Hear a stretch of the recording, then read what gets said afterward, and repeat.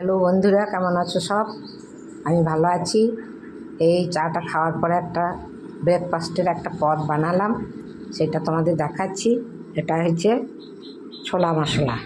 ছোলা মশলাতে ম্যাগি মশলা দিয়েছি, এরপরে চাট মশলা দেবো, লেবুর রস দেবো, শসা কুচি দেবো, ধনেপাতা কুচি দেবো, একটু গাজর দেবো। তা এখন থেকে লেবু শসা এগুলো মাখাচ্ছি না, যেহেতু এখন খাবো না।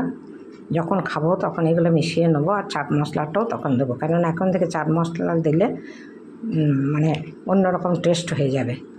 তা কেমন হয়েছে সেটা তোমরা জানাবে।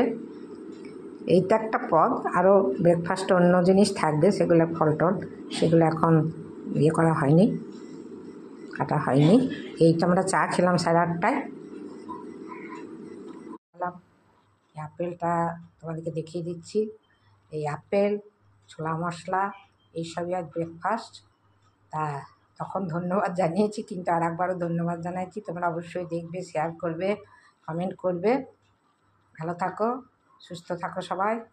ঠিক আছে, আমি আসছি।